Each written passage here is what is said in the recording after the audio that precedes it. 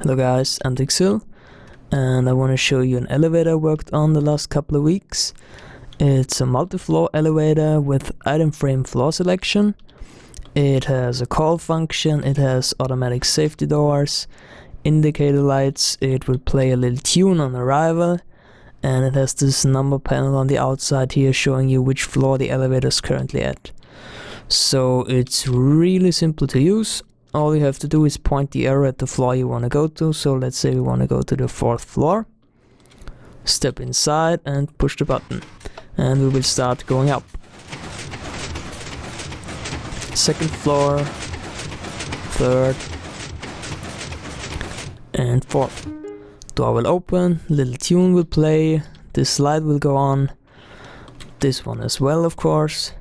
And same thing if you want to go down. Let's say we want to go to the 2nd floor now. We push the button again and down we go. The door will close. Yep, here we are. Okay, so let's say you somehow happen to be on the 6th floor while the elevator is still down at the 2nd. All you have to do is push this button to call the elevator up to you. So this light here will indicate that the system's running, and yeah, that the elevator's on its way. Yep, here it is. Yeah, and the same thing, of course, will work the other way around. So if you're down here and the elevator's up there, you just push the call button and yeah, it will go down to you. And you can watch it from the outside here. These numbers will go on one by one, and it will arrive. Yep, lights on, doors open, perfect. Okay, so I think let's have a look at the inside now. Okay guys, so I opened it up. This is the inside of the elevator. For the tower part, the wiring is 11 by 14, I think. So it's quite compact, I guess, at least for the amount of functions this elevator has. And I guess you could compact it down even more, because there's still some free spaces here and there. So yeah, the brain section down here is a little bit bigger. I think it's currently about 17 by 18, I think, but will be hidden on the ground. Okay, so for those of you who are interested, I will try and explain how the system works a little bit. I don't know how good of a job I will do in explaining, but I will try nevertheless. Okay, so we're using item frames here, and item frames put out different signal strength depending on the positioning of the item. So if this is at position 1, it will put out a signal strength of 1. If it's at 5, for example, it will put out 5, and so on. So what we have here is per floor, we have 3 signals. So the first one here indicates the current floor the player is on when he pushes a button. This signal here is used for the positioning of the elevator. And the third one behind this block is our actual input, where we select the floor we want to go to. So what happens if we push the start button, for example, these 2 pistons will extend for just a second, letting this signal and this signal through to this comparator tower. And this will carry the signals with the signal strengths all the way down to the brain section. And what happens there I will show you in just a second. Okay, so I copied the brain section over here to show you how it works, and I put 2 item frames here to indicate the 2 signals coming from up top. So what happens is we have to subtract both signals from each other. So we have to subtract this signal from this signal and this signal from this signal, and then put both of the signals together again. So let's say we are at the 4th floor here, and we want to go up to the 6th floor. So what happens is 4 will be subtracted from 6, and 6 will be subtracted from 4, giving us an output of 2, and that's what we see here. Of course, if we use this at the actual elevator, these lights will only light up for just a short amount of time, and they will activate these first 2 sets of hopper timers. And what they do is, as long as these are running, this clock here is running, and that's the clock that powers the actual elevator. You can have a look at the actual elevator, at the design and how it works. In the description I will put a link there where I found the design for this elevator. Yeah, okay, so so far the elevator only knows that it has to go 2 floors.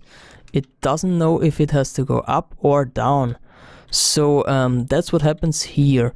If we subtract these 2 signals from each other, one of the signals will be negative, so it won't output a signal, and the other signal will. And this RS knowledge here will switch depending on which signal is higher than the other, and will give the signal all the way through to these 2 pistons to indicate the elevator if it has to go up or down. Yeah, again, you can have a look at the video in the description to see how the elevator works. However, I altered it a little bit, so to change the direction he used torches, and I used this little pulse extenders here, but it basically works the same way. Okay, so the same thing will happen with the call button, although now you compare this signal here, which is the current floor you're on, with this signal, which is the current floor the elevator is at. So yeah, and then both signals get subtracted from each other like before and put together and into the timer here.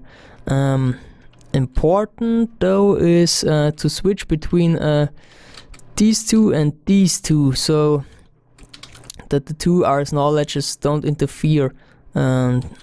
So we have to put another RS knowledge here, and this changes state whenever we hit the call button or we hit the start button, and this will then extend or retract this piston and tell the system if it has to use this signal for up and down movement or if it has to use this signal. So we're back at the elevator now, and I want to quickly show you how the system detects at which floor the elevator is at. So this redstone block, this is the block we're standing on.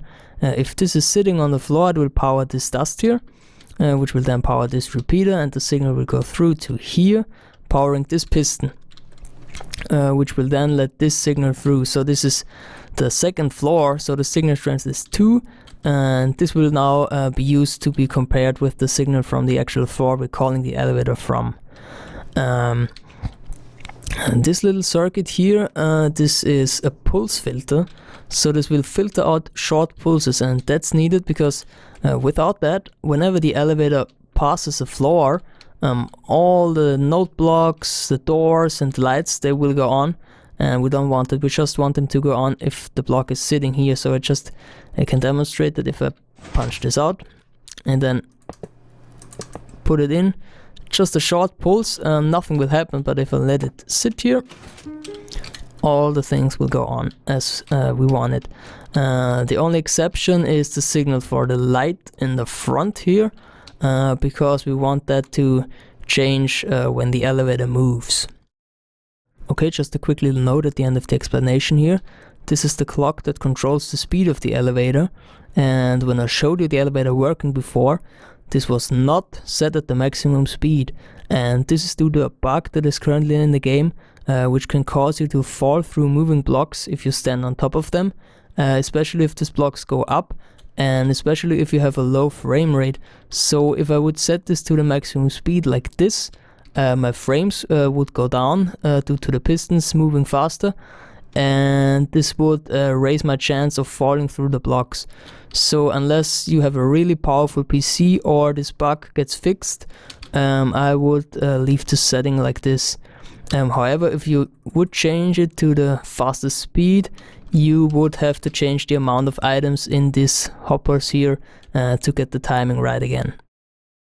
So finally I went ahead and connected the building to the elevator, just to give you an idea of how you could use it as like a standalone building connected to your main build.